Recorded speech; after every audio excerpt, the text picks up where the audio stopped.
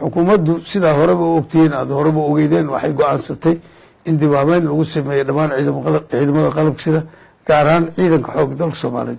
tirakoobkii hore ee la sameeyey qaybtiisii hore way dhammaatay, aad iyo aad baa loogu guulaystay. bunjirka wixii laga gaaray waxa in la tirakoobo ciidanka, qof kasta oo ciidanka xoogga dalka Soomaaliyeed ka tirsan na uu maro biometric uu maro, loo sameeyo account tirakoob rasmi oo account nin walba uu ku mushaar qaato account halkii uu awal mushaar gacanta lagu sii jiray kaasna uu ka dhamaaday ciidanka xoogga dalka Soomaaliyeed. nin kastoo ciidan ka tirsan waxaa maanta uu leeyahay account loogu soo shubo account. qaybta hore saasay ku dhamaaday. waxaa hadda bilaabaynaa mashruuca qaybtiisa labaad, dib u habeynta qaybtiisa labaad oo laba ujeeddo leh. ujeeddada ugu horeysa oo koowaad ay tahay in lagu qiimeeyo dadkii ciidankii la tirakoobay iyo meelihii la tirakoobay in la xaqiijiyo nin walba in laga helo meeshii lagu tirakoobay, unless uu uga maqan yahay sababo mucayana. ciidanku waa ciidan dagaal ku jira, sababo mucayana oo la ogyahay taliyo uu ogyahay uu ku maqan yahay in marka nin walba laga helo meeshiisa. qaybta labaad in la tirakoobo ama la xaqiijiyo ama la ogaado xaaladda ciidanka degan meeshaas uu ku sugan yahay. xero la-aanta ciidanku xero la-aan bay u badan yihiin, teendhooyin wey waxay degan yihiin.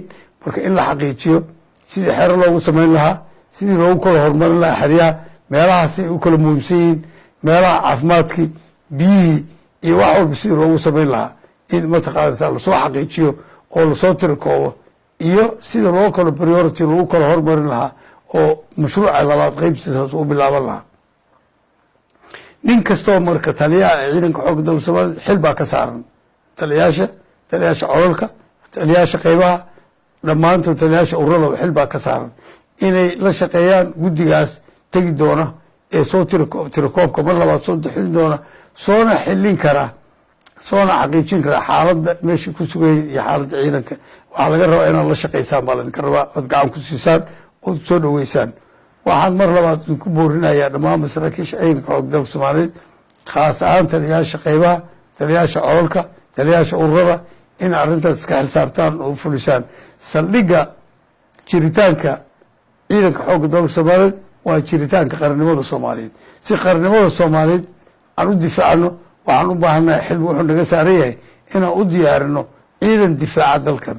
waana idinka ragga xilkaas uu saaran yahay, waana ragga u dhaartana waa idinka waxaa laydinka rabaa marka inaad la timaadaan. dowladdu markay qaybteeda ka timid dhammaystirtay ida idinkuna saraakiisha ilaa qaybteeda soo baxdaan. waan aaminsanahay inaad ku filan tihiin, inaad kasoo bixi kartaan.